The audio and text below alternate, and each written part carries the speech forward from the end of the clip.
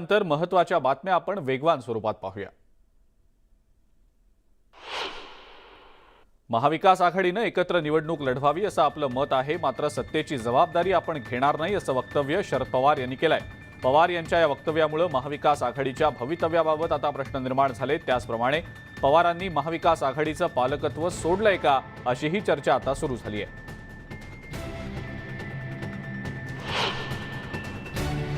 इतिहास बघितला तर शरद पवारांचं संपूर्ण आयुष्यच तोडफोडीमध्ये गेलेलं आहे। स्वतःच्या भरवशावर 100 आमदारही त्यांनी कधी आणले नाहीत अशी टीका चंद्रशेखर बावनकुळे यांनी केली आहे।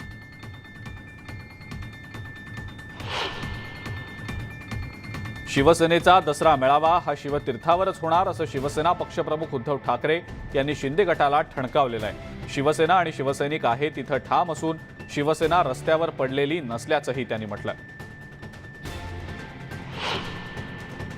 शिवसेना आणि संभाजी ब्रिगेडच्या युतीची मातोश्रीवरून घोषणा होताच पुण्यातही दोन्ही पक्षांचे कार्यकर्ते एकत्र आलेत।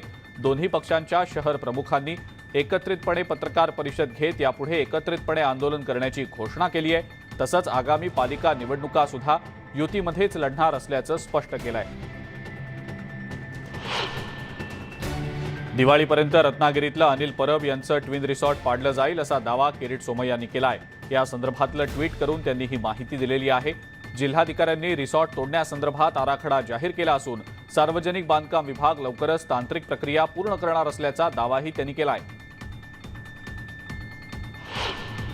गोकुळ दूध संघाची सत्तांतरानंतरची पहिलीच सभा अत्यंत गोंधळामध्ये आणि दोन्ही बाजूने होणाऱ्या घोषणाबाजीमध्ये संपली आहे। सत्ताधारी गटाकडून शेवटच्या सभासदांचं समाधान होत नाही तोपर्यंत सभा चालवली जाईल असं सांगण्यात आलेलं होतं। दुसरीकडे विरोधकांनी सभात्याग करत बाहेर येऊन समांतर सभा घेत सत्ताधाऱ्यांवर हल्ला चढवला।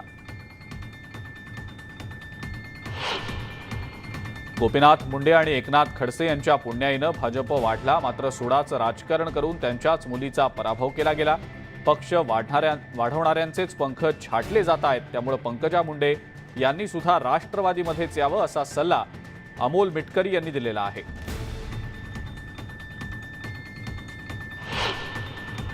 खासदार सुजय विखे यांनी आमदार निलेश लंके यांच्यावर नाव न घेता टीका केली आहे। काही लोकांना कमी काळात आपण महाराष्ट्राचे मुख्यमंत्री झाल्याचा भास झालाय, त्याला आपण काही करू शकत नाही असा टोलाही त्यांनी लगावला।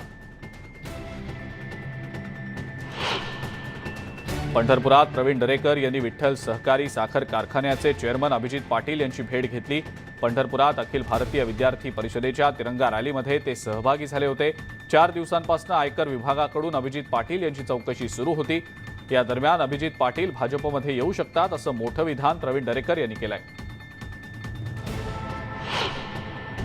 बदलापुरातल्या शिंदे गटामध्ये गेलेल्या नगरसेवकांपैकी अनेक जण पुन्हा मूळ शिवसेनेमध्ये येतील असा दावा ठाकरे गटाकडून करण्यात आलाय। दरम्यान पालिका निवडणुकीच्या पार्श्वभूमीवर शिंदे गटाकडून जोरदार टीका होतीये, याला प्रत्युत्तर दिलं जाईल अशी प्रतिक्रिया ठाकरे गटातल्या अतुल राणे यांनी दिलेली आहे।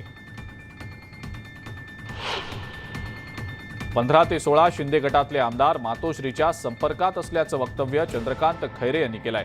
एकनाथ शिंदे यांची सत्ता कधीही जाईल असा दावाही त्यांनी केला। त्यांच्या या वक्तव्यानं राजकीय वर्तुळामध्ये एकच चर्चा आता सुरू झालेली आहे। औरंगाबादमधले कट्टर प्रतिस्पर्धी असलेले खासदार इम्तियाज जलील आणि चंद्रकांत खैरे यांची जवळीक वाढल्याची चर्चा सुरू झालेली आहे। गणेशोत्सव समितीच्या बैठकीमध्ये मानापमान नाट्य रंगलं।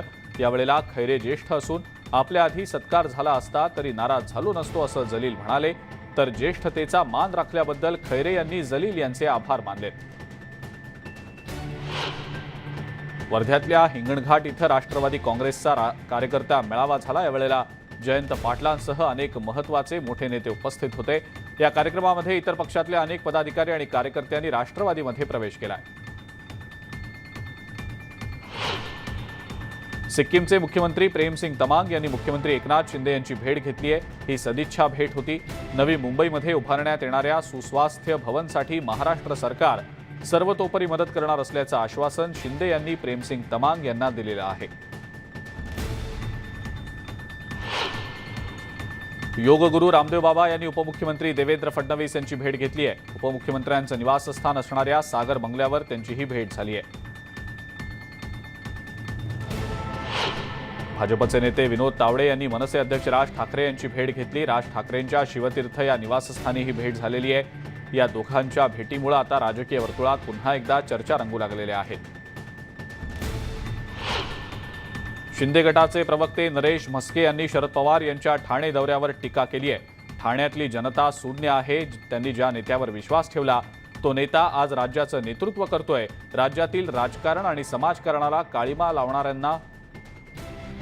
काळीमा लावणाऱ्यांना पुसण्याचं काम ठाण्यातल्या नेत्यानंच केलंय असा टोला त्यांनी लगावलाय।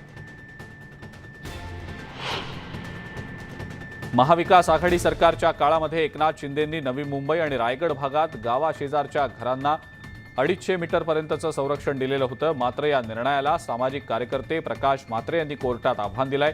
सरसकट 250 मीटरपर्यंत संरक्षण दिल्यास अनधिकृत बांधकामं वाढतील आणि नवी मुंबई शहर बकाल होईल असं याचिकाकर्त्यांचं म्हणणं आहे। जालन्यातल्या घनसावंगीमधल्या मूर्ती चोरी प्रकरणाची दखल मुख्यमंत्री एकनाथ शिंदेंनी घेतलेली आहे। अर्जुन खोतकर यांच्या मोबाईलद्वारे एकनाथ शिंदेंनी गावातल्या नागरिकांशी संवाद साधला। यावेळेला लवकरात लवकर या चोरीचा छडा लावून मूर्ती पुन्हा ताब्यात घेऊन दोषींना कठोर शिक्षा करू असं आश्वासन मुख्यमंत्र्यांनी दिलेलं आहे। श्रीरामपूरला महिन्याभरात गुन्हेगारी मुक्त करतो असा विश्वास महसूल मंत्री राधाकृष्ण विखे पाटील यांनी व्यक्त केला आहे। गेल्या काही दिवसांपासून श्रीरामपूरमध्ये गुन्ह्यांचं प्रमाण वाढलंय। त्याचसोबत लव्ह जिहाद प्रकरण समोर येत आहे। न्यूज 18 लोकमतनं या संदर्भात बातमी दाखवताच प्रशासनाकडून दखल घेण्यात आलेली आहे। दरम्यान एका महिन्यात तालुका गुन्हेगार मुक्त करण्याचा निर्धार विखे पाटलांनी बोलून दाखवलाय। मिस पुणे फेस्टिवल 2022च्या अंतिम 20 स्पर्धक तरुणींनी वनाज मेट्रो स्टेशनवर रॅम्प वॉक करत पुणेकरांची मनं जिंकली आहेत। एवढंच नाही तर वनाज स्टेशन ते गरवारे स्टेशन मेट्रोतनं प्रवास सुद्धा त्यांनी केलाय। हा रॅम्प वॉक पाहण्यासाठी पुणेकरांनी मोठी गर्दी केली होती। लालबागच्या राजाचा मुखदर्शन सोहळा मोठ्या जल्लोषात पार पडला। यावेळेला भाविकांनी मोठी गर्दी केलेली होती। लालबागच्या राजाचं यंदा 89वं वर्ष आहे। प्रसिद्ध कला दिग्दर्शक नितीन देसाई यांनी डोळ्यांचं पारणं फिटेल असा अयोध्येतला राम मंदिराचा देखावा यावर्षी उभा केलाय।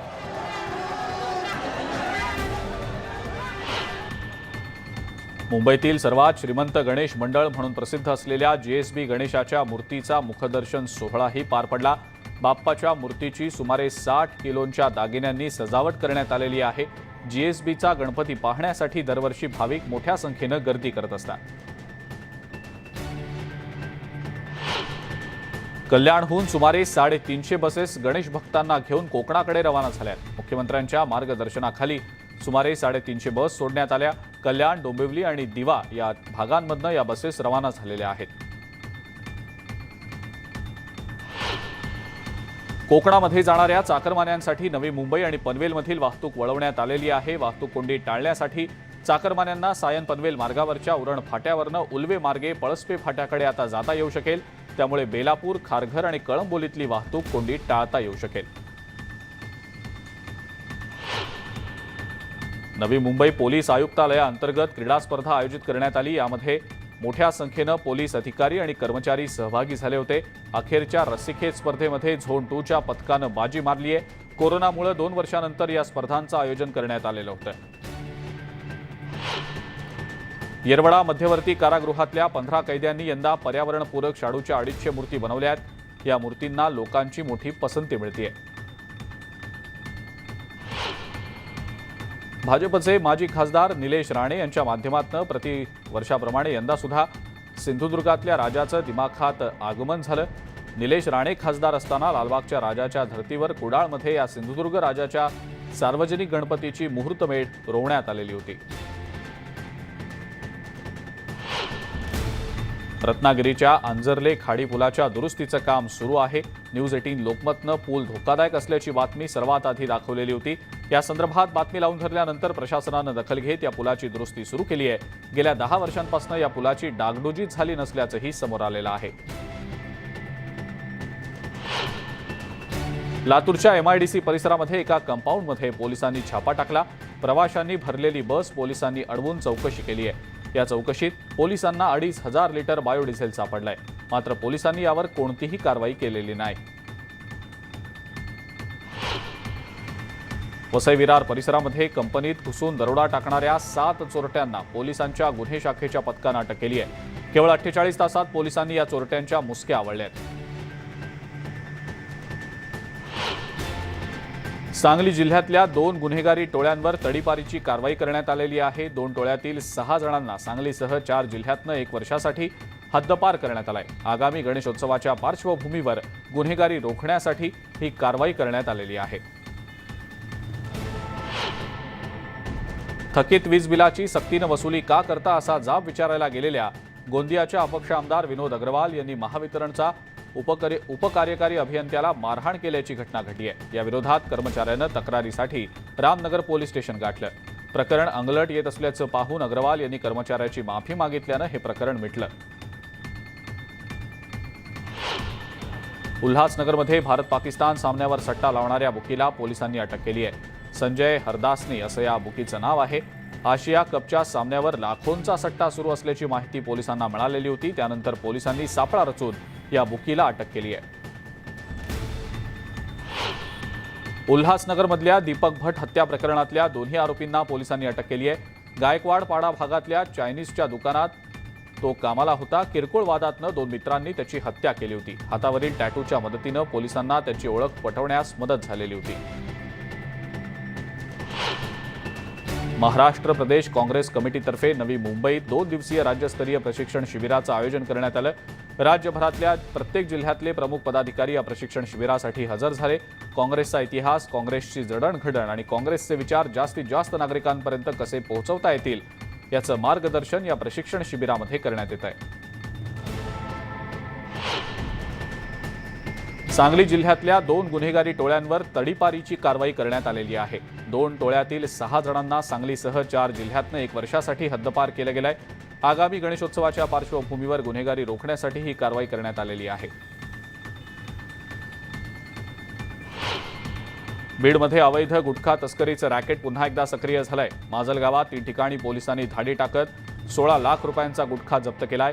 पिकअप व्हॅनमधनं गुटखा येत असल्याची माहिती मिळताच पोलिसांनी पाठलाग करून वाहन चालकाला ताब्यात घेतलंय। बुलढाण्यात लग्नाचा आमिष दाखवत अल्पवयीन मुलीवर अत्याचार केल्याचा धक्कादायक प्रकार समोर आलाय। यातनं अल्पवयीन मुलगी गर्भवती राहिली आहे आणि मुलीची प्रसूती झाल्यानंतर रुग्णालयातल्या डॉक्टरांना शंका आली आणि त्यांनी याबाबत पोलिसांना माहिती दिली। पोलिसांनी आरोपीच्या विरोधात गुन्हा नोंदवलेला आहे।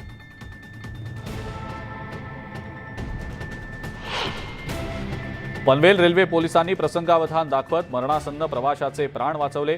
पनवेल रेल्वे स्थानकात एका प्रवाशाच्या छातीमध्ये अचानक दुखू लागलं। यावेळेला तिथं कार्यतत्पर असलेल्या रेल्वे पोलिसांनी तत्काळ धाव घेत या व्यक्तीला प्रथमोपचार दिले। त्यांच्या छातीवर पंपिंग करून त्यांना शुद्धीवर आणलं। यवतमाळच्या उमरखेड इथं दहीहंडीचं आयोजन करण्यात आलेलं होतं। यावेळेला अभिनेत्री सोनाली कुलकर्णीनं हजेरी लावलेली होती। यावेळेला भाजपचे नेते माजी मंत्री आमदार मदन येरावार यांनी सोनालीसोबत ठेका धरला। पंढरपूरमधल्या एका तरुणानं हृदयावर मुख्यमंत्री एकनाथ शिंदे यांचं चित्र कोरलेलं आहे। बालाजी भांड असं या तरुणाचं नाव आहे।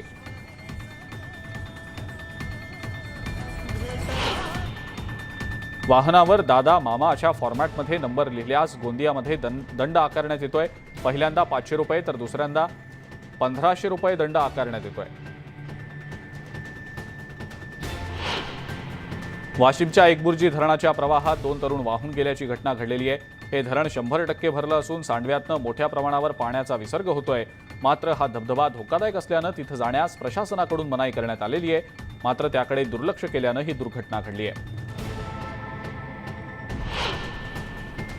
15 दिवस उघडीप दिलेल्या पावसानं नांदेड जिल्ह्यामध्ये आता दमदार हजेरी लावली आहे। नायगाव, मुखेड आणि देगलूर तालुक्यात चांगलाच पाऊस बरसला। पावसाची उघडीप आणि कडक उन्हामुळे पिकं वाळू लागलेली होती। दमदार पावसामुळे या पिकांना आता जीवदान मिळालंय। अमरावतीमध्ये पावसानं कमबॅक केलाय। अमरावती शहरासह परतवाडा, अचलपूर, तिवसासह ग्रामीण भागामध्ये जोरदार पाऊस बरसतोय। 8 दिवसांपासून प्रचंड उकाड्यामुळे नागरिक त्रस्त झालेले होते। मात्र पावसामुळे परिसरात गारवा निर्माण झालाय। नागरिकांना काहीसा दिलासा मिळालाय।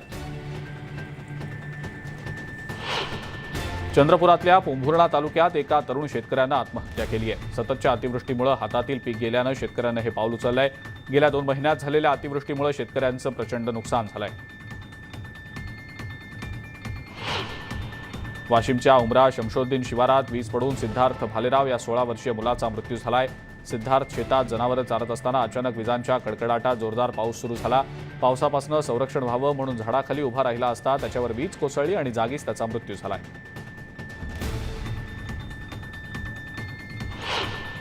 धावती एसटी बस रस्त्याखाली उतरल्यानं चालकासह 5 प्रवासी जखमी झाले। नांदेड ते नायगाव रस्त्यावर हा अपघात घडलाय।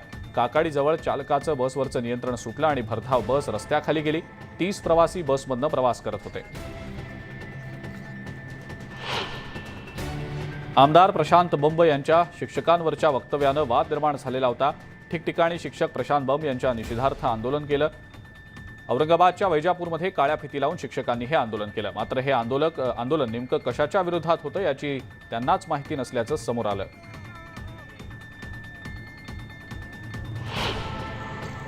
अभाविपच्या वतीनं कवयित्री बहिणाबाई चौधरी उत्तर महाराष्ट्र विद्यापीठानं वाढवलेल्या भरमसाठ शुल्क वाढीच्या विरोधात आक्रोश मोर्चा काढण्यात आला। विद्यापीठाकडनं सुमारे 40 ते 73% शुल्कवाढ करण्यात आलेली आहे। या शुल्कवाढीचा फटका विभागातल्या गरीब विद्यार्थी आणि शेतकऱ्यांच्या मुलांना बसणार आहे।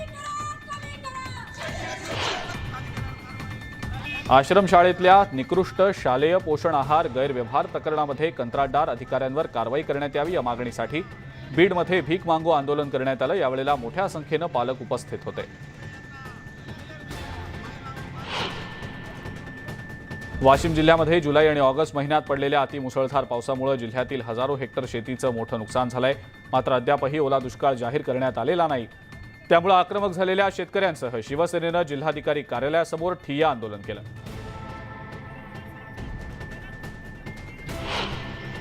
महागाई आणि शेतकऱ्यांच्या प्रश्नांवर अमरावतीच्या चांदूरमध्ये काँग्रेसनं हल्लाबोल मोर्चा काढला। या मोर्चात गाढव घेऊन दुचाकी बैलगाडीवर ठेवून पेट्रोल डिझेल दरवाढीचा निषेध झाला। तर सिलेंडरच्या वाढलेल्या दरांचा निषेध करण्यासाठी चुलीवर झुणका भाकर बनवून एसडीओ यांना देण्यात आली। नांदेडमध्ये दिव्यांगांकडून मोर्चा काढण्यात आला। श्रावस्ती नगरमध्ये एका चिमुकलीची हत्या झालेली होती। कुटुंबियांच्या तक्रारीनंतर तिच्या काकाला अटक झाली। मात्र आरोपीला तत्काळ फाशीची शिक्षा द्यावी अशी मागणी आंदोलकांकडून करण्यात आली आहे। हिंगोली जिल्हाधिकारी कार्यालयात दिव्यांगांकडून आंदोलनं करण्यात आली। विविध मागण्यांसाठी ही आंदोलनं झाली। मात्र आंदोलन करून सुद्धा जिल्हाधिकारी कार्यालयाकडून साधी विचारपूसही करण्यात आलेली नाही। त्यामुळे संतप्त आंदोलकांनी जिल्हाधिकारी कार्यालयाचं गेट बंद करत निदर्शनं केली आहेत। परभणीमधल्या मानवत इथं आढळून आलेल्या बोगस कीटकनाशक प्रकरणी कृषी संघर्ष समिती आणि सामाजिक कार्यकर्ते आक्रमक झाल्याचं पाहायला मिळालं। कृषी विभागाच्या विरोधात केंद्रांना घेऊन निषेध आंदोलन करण्यात आलं। नाशिकमध्ये युवती सेनेनं गुलाबराव पाटील यांच्या विरोधात आंदोलन केलंय। गुलाबराव पाटील यांनी स्त्रियांविषयी केलेल्या वक्तव्याच्या निषेधार्थ जोडे मारो आंदोलन करण्यात आलं। कोयना अभयारण्यात रत्नागिरी जिल्ह्याच्या जवळ वनविभागाच्या कर्मचाऱ्यांना अस्वलाचं दर्शन झालं। यावेळेला वनविभागाच्या एका कर्मचाऱ्यानं या अस्वलाचं आपल्या मोबाईलमध्ये चित्रीकरण केलंय। बुलढाण्यातल्या मलकापूरमध्ये एका अस्वलाचा मुक्त संचार दिसून आलाय। त्यामुळे नागरिकांमध्ये भीतीचं वातावरण आहे। मॉर्निंग वॉकला जाणाऱ्या नागरिकांमध्ये सध्या दहशतीचं वातावरण आहे। वनविभागानं लवकरात लवकर या अस्वलाचा बंदोबस्त करावा अशी मागणी गावकऱ्यांनी केली आहे। ठाण्यामध्ये घोडबंदर इथल्या वामनदेव झोपडपट्टी भागामध्ये बिबट्या संचार करताना दिसलेला आहे। ही बाब लक्षात येताच नागरिकांनी तत्काळ वनविभागाला माहितीही दिली आहे। वनविभागानं पोस्टर्स लावत नागरिकांना सतर्क राहण्याच्या सूचना केलेल्या आहेत। पनवेलमध्ये एका कुत्र्यानं डिलिव्हरी बॉयचा चावा घेतलाय। कुत्र्याच्या चावा घेतानाची घटना सीसीटीव्हीत कैद झाली आहे। तरुणावर एका खासगी रुग्णालयामध्ये सध्या उपचार सुरू आहेत।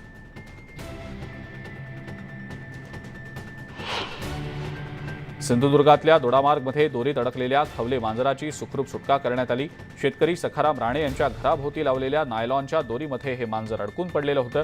दोडामार्ग वनपरिक्षेत्राच्या बचाव पथकानं जाळी काढून खवले मांजराची सुटका केली आहे। दिवाळीपूर्वी देशामध्ये जिओ 5Gची सेवा सुरू होणार असल्याची घोषणा रिलायन्सकडून करण्यात आली आहे। रिलायन्सच्या वार्षिक सर्वसाधारण सभेत मुकेश अंबानी यांनी ही घोषणा केली आहे। पहिल्या टप्प्यात देशातील प्रमुख महानगरांमध्ये 5G सेवा सुरू होईल। मुंबईत दिवाळीपूर्वी जिओ 5G सेवा लॉन्च होणार आहे। यावेळेला बोलताना रिलायन्स इंडस्ट्रीजचे चेअरमन मुकेश अंबानी यांनी पंतप्रधान नरेंद्र मोदी यांच्या दूरदृष्टीचंही कौतुक केलंय।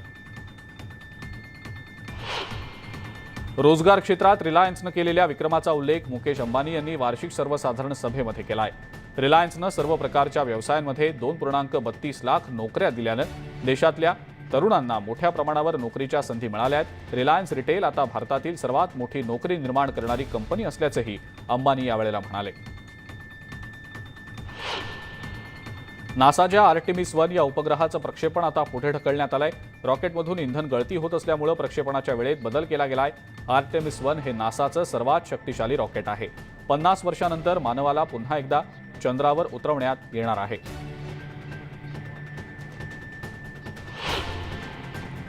आणि या सगळ्या महत्त्वाच्या बातम्यांसोबतच नमस्ते महाराष्ट्रमध्ये वेळ झाली इथंच थांबण्याची. ताज्या बातम्या आणि अपडेट्ससाठी बघत राहा फक्त न्यूज 18 लोकमत.